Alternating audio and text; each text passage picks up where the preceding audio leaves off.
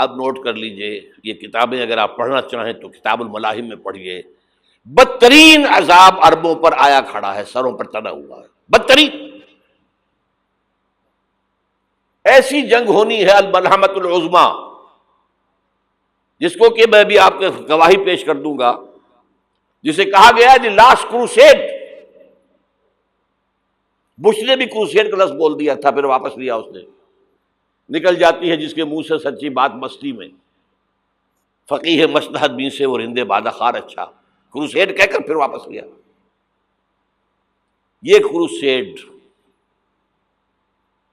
اس کے اوپر جس قدر نقصان ہونا ہے عربوں کا، گریٹر اسرائیل بنے گا، یہ عراق، شام، اردن، سعودی عرب کا کچھ شمالی علاقہ، ترکی کا جنوبی علاقہ، مصر کا صحرائے سینا، اور اس کے ساتھ ہی جو بہترین اس کا زرخیز ترین علاقہ ڈیلٹا آف نائل، یہ سب یہودیوں کے قبضے میں جائیں گے۔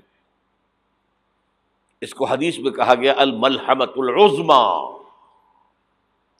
عیسائی 80 علم لے کر اے مسلمانوں تم پر حملہ آور ہوں گے، اور ہر علم کے نیچے 12,000 فوج ہوگی، 9.5 لاکھ فوج۔ یہ نیٹو کی تیاری کس کے لیے ہو رہی ہے؟ جب یو ایس ایس آر کا خاتمہ ہوا تو پوچھا گیا تھا نیٹو چیف سے، اب کس لیے؟ تمہارا وہ دشمن تو ختم ہو گیا، اب ہمیں اسلامک فنڈامنٹلزم سے نمٹنا ہے۔ وہ جانتے ہیں خطرہ یہی ہے، اب اسلام ابھر سکتا ہے، مسلمانوں کے سینوں کے اندر وہ آگ ہے، اوپر خاکستر آ گیا ہے، تم کہیں اٹھانا بیٹھنا، یہ اندر تو انگارہ ہے، اوپر سے راکھ ہے، اس سے دھوکہ نہ کھا جانا ان کے دلوں کے اندر۔ اور بش نے کہا تھا مسلمان چاہتے ہیں کہ ہسپانیہ سے لے کر انڈونیشیا تک نظام خلافت قائم کریں، اور میں حیران ہوا تھا کہ اس کمبخت کو ہسپانیہ کا خیال کیسے آ گیا؟ ہمیں تو کبھی آتا ہی نہیں، اب ہم تو بھول گئے، وہ تو 500 برس پرانی بات ہے جبکہ وہاں سے ہمیں نکال دیا گیا تھا۔ اگرچہ اقبال نے کہا تھا ہے ارض فلسطین پہ یہودی کا اگر حق، ہسپانیہ پر حق نہیں کیوں اہل عرب کا؟ ہسپانیہ میں تو 800 سال حکومت کی مسلمانوں نے، اور ابھی 500 برس ہی گزرے ہیں نا۔ یہودی تو ارض مقدس سے 2000 سال نکالے گئے، انہیں لا کے آباد کیا گیا، عربوں کے سینے میں خنجر بھونک دیا گیا۔ وہ چھوٹا سا ملک جو چاہتا کرتا، کوئی پوچھنے والا نہیں۔ امریکہ جیسے اپنے بیٹے کی حفاظت کرے ویسے کرتا ہے اس کی۔ اور حضور نے فرمایا ہے وہ جنگ جب ہوگی تو ایک باپ کے اگر 100 بیٹے ہوں گے تو 99 ختم ہو جائیں گے، ایک بچے گا۔ یہ حدیث ہے، حدیث ہے صحیح۔ اور آپ نے فرمایا ویل للعرب من شر قد اقترب، عربوں کے لیے ہلاکت ہے، عربوں کے لیے بربادی ہے اس شر سے جو قریب آ چکی ہے۔ اور آج جس طرح انہوں نے ان کی تہذیب کو اختیار کر لیا ہے، دبئی جا کر دیکھیے، بدترین مغربی معاشرہ جو ہے وہ دبئی کے اندر ہم نے قائم کر کے دکھا دیا۔ اب سعودی عرب اس راستے پر بڑھ رہا ہے۔ اور اس کے بعد نمبر 2 پر جو ہے ہم پاکستانی ہیں، لیکن میں اس کے وہ پہلی بات جو کہہ رہا ہوں وہ تو یقینی ہے، اس میں تو احادیث صحیحہ موجود ہے۔ اگرچہ اس کے بعد پانسا پلٹے گا، پھر حضرت مہدی کا ظہور ہوگا، حضرت عیسیٰ کا نزول ہوگا، اور وہ گریٹر اسرائیل گریٹر گریو یارڈ بنے گا یہودیوں کا، ایک ایک یہودی قتل ہوگا اور دفن ہوگا۔ یہ بات میں ہونا ہے، میں پہلی بات بات کر رہا ہوں۔ وہ پانسا پلٹے گا جب پلٹے گا، ابھی جو سامنے ہے وہ کیا ہے؟ جس ملحمۃ العظمیٰ کہا حضور نے، جسے آرمگیڈون کہتے ہیں عیسائی۔ آرمگیڈون کی اگر کہیں جا کر آپ دیکھیں گے، آپ ڈکشنری میں مانی تو کیا لکھا ہے؟ A very big war which will be fought between the forces of evil and good before the end of this world۔ اس دنیا کے خاتمے سے پہلے خیر اور شر کی قوتوں کے درمیان بہت بڑی جنگ ہوگی۔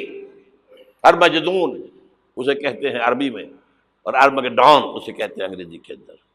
اور یہ بائبل کی آخری کتاب کے اندر ہے، جو اس میں کہ مکاشفات یوحنا، ریولیشنز آف سینٹ جان. یہ تو میں کہہ رہا ہوں یقین کے ساتھ، اور زیادہ دور نہیں ہے، آیا چاہتا ہوں.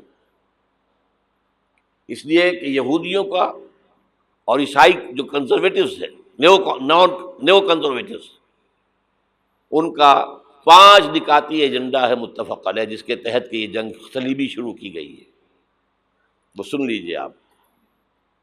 آرمیگیڈون نمبر 1، گریٹر اسرائیل قائم ہو جانا اس کے نتیجے میں نمبر 2، مسجد اقصی اور قبۃ الصخرہ کو گرانا نمبر 3، وہاں تھرڈ ٹیمپل، وہ مسجد جو حضرت سلیمان نے بنائی تھی 1000 قبل مسیح میں، پھر برباد کی تھی نبوکدنضر نے، دوبارہ بنائی گئی، پھر دوبارہ ختم ہوئی 70 عیسوی تک گری پڑی ہے. ان کا خانہ کعبہ گرا ہوا ہے 70 عیسوی سے لے کر آج تک. ایک دیوار ہے ویلنگ وال، جہاں جاتے ہیں، روتے ہیں، پیٹتے ہیں، ماتم کرتے ہیں، وہاں وہ بنے گا تھرڈ ٹیمپل.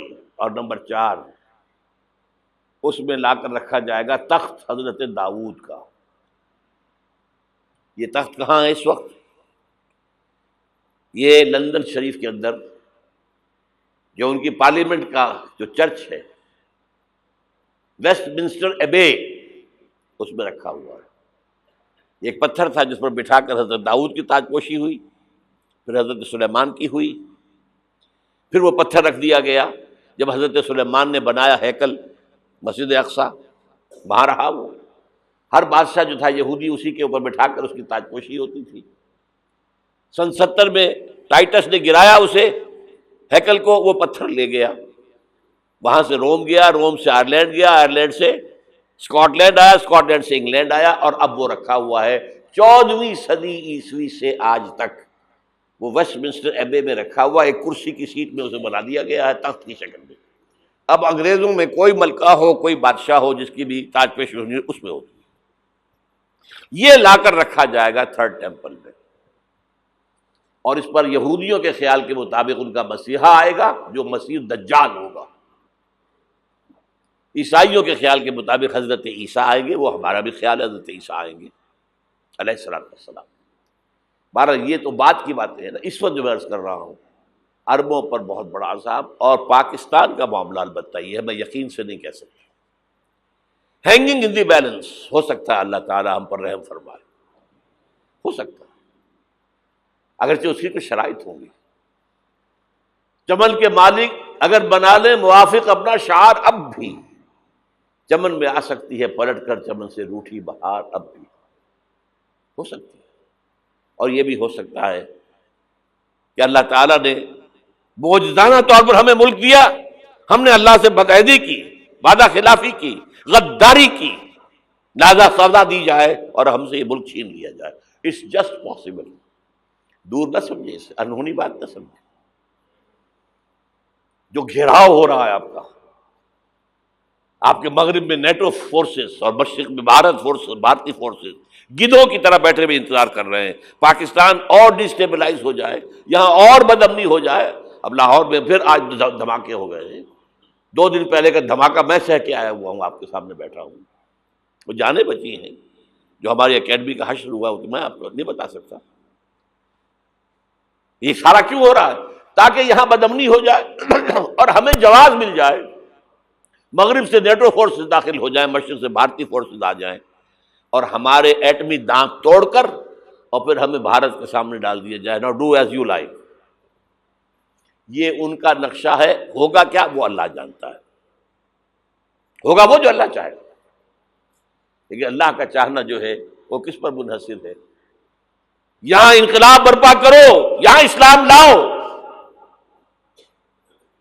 اگر دھندوں میں لگے رہو گے تو وہ خود بخود نہیں آ جائے گا انقلاب. صحابہ نے جانیں دی تھی، کتنی تکلیفیں اٹھائی تھی. 12 برس تک مکی دور کے اندر با نشہ درویشی در ساز و دمادم زن، جو پختہ شبی خدرا بر سلطنت جم زن. یوم طائف یاد ہے جو حضرت عائشہ فرماتی ہے کہ میں نے پوچھا تھا حضور سے کہ یوم احد سے زیادہ سختی بھی آپ پر کبھی آئی؟ یوم احد پر کیا ہوا تھا؟ تلوار کا وار پڑا تھا آپ کے چہرہ مبارک، یہ جو رخسار کی ہڈی ہے اس کے اندر وار گیا ہے، اوپر خود کی 2 کڑیاں تھیں وہ اس میں گھس گئیں، 2 دندان مبارک شہید ہوئے۔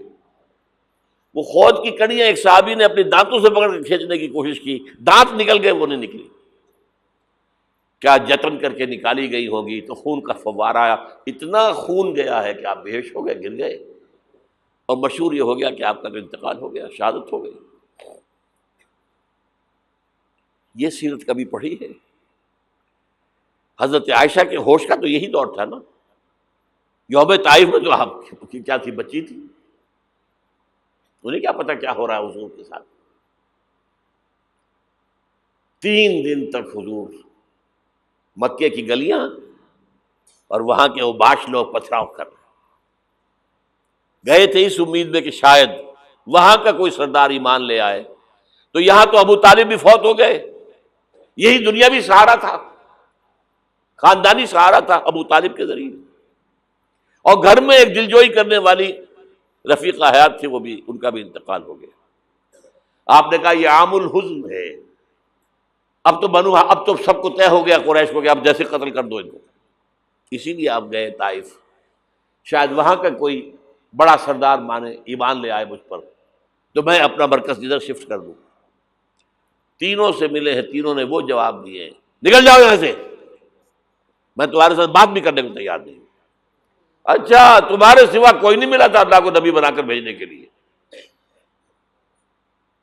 دیکھو جاؤ، میں بات نہیں کرنا چاہتا، ہو سکتا ہے میں بے عزتی کر بیٹھوں، اور واقعی تم اللہ کے نبی ہو تو میں مارا جاؤں گا، جاؤ جاؤ جاؤ۔ یہ سلوک محبت کے ساتھ ہوا ہے۔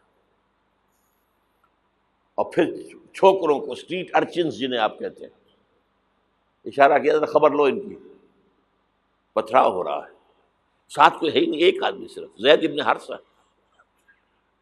اب سامنے سے پتھر آ رہے ہیں تو حضرت زید آگے آ جاتے ہیں، ڈھال بنتے ہیں، مجھے لگے پتھر حضور کو رہے، آپ پیچھے سے آ رہے ہیں، چاروں طرف سے تو ڈھال نہیں بن سکتا ایک شخص، جسم لہو لہان،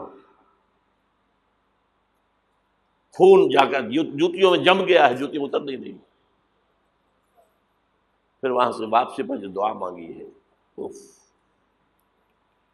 اللہم الیک اشکو ضعف قوتی وقلت حیلتی وہوانی علی الناس، اے اللہ تیری جناب میں فریاد لے کر آیا ہوں اپنے قوت کی کمی کا، اپنے وسائل کی کمی کا، اور جو ذلت و خواری ہو رہی ہے لوگوں کے سامنے، الا ملتقننی، مجھے کس کے حوالے کر دیا ہے، الا بعیدی یتجہمنی، یہ میرے اوپر ہجوم کر کے آ جائے، حملہ کرے، اور عدو من لگتا امرے، یہ دشمن کے حوالے میرا معاملہ کیا، جو چاہے کر دے وہ۔ لیکن پھر عبدیت غالب آتی ہے، ان لم یکن علی غضبک فلا ابالی، اللہ اگر تو ناراض نہیں ہے تو مجھے کوئی پرواہ نہیں، سر تقسیم خم ہے جو مزاج یار میں آئے، مجھے اندیشہ یہ ہے کہ تو ناراض تو نہیں ہو گیا۔ یہ تکلیفیں جھیلی ہے، سینکڑوں صحابہ نے جانوں کا نذرانہ پیش کیا ہے، احزاب کی جنگ میں فاقوں پر فاقے ہو رہے تھے، اور ان فاقوں کی حالت میں خندق کھودنے کا حکم ملا ہے، لوگوں کی کمریں دوہری ہو رہی ہیں، پتھر باندھے ہیں اپنے پیٹوں سے، اپنے چادروں کے ساتھ کس کر، کمر دوہری نہ ہو جائے۔ اور جب صحابہ کدالیں چلا رہے ہیں تو کیا کہہ رہے ہیں، نحن الذین بایعوا محمدا علی الجہاد ما بقینا ابدا، اللہم لا عیش الا عیش الاخرہ۔ صحابہ کہتے تھے ہم وہ لوگ ہیں جنہوں نے محمد سے بیعت کی ہے کہ جہاد کرتے رہیں گے جب تک جان میں جان نکل جائے تو بات، اور جان ہے، چاہے ابھی بھوک سے کمر دوڑی ہوئی جا رہی، جان تو ہے۔ اور ایک دفعہ کہتے تھے اللہم لا عیش الا عیش الاخرہ، اے اللہ عیش، زندگی تو آخرت کی زندگی ہے۔ اور حضور فرماتے تھے، حضور کے بیٹھے ہوئے نہیں تھے گاؤں تکیہ لگا کر، پتھر اٹھا کر خندق میں سے لے جا کر باہر پھینک رہے تھے، جب صحابہ کہتے ہیں اللہم لا عیش الا عیش الآخرہ، حضور فرما رہے ہیں فاغفر الانصار والمہاجرہ، اے اللہ ان انصار اور مہاجرین کی مغفرت فرما دے۔ پھر حضور کی خدمت میں کچھ لوگ آئے، حضور اب یہ فاقہ ناقابل برداشت ہو گیا، دیکھیے ہم نے یہ پتھر باندھے ہوئے اپنے پیٹوں کے ساتھ۔ حضور نے کرتا اٹھا کر دکھایا، وہاں 2 پتھر باندھے ہوئے۔ یہ ہے سیرت النبی۔ آپ کس چیز کو سیرت النبی سمجھتے ہیں؟ بہرحال اس موضوع پر میری ایک کتاب ہے منہج انقلاب نبوی، کہ انقلاب کیسے آیا تھا۔ اگر دل میں ذرا بھی آرزو پیدا ہو گئی ہو کہ اللہ قبول کر لے مجھے قبول کر لے اس کام کے لیے، تو وہ کتاب آپ کے لیے مست ہوگی، اس کا پڑھنا۔ هي الحلقات تحفظني بآيات من القرآن، هي الحلقات تملأني بحب المصطفى العدنان، هي الحلقات تحفظني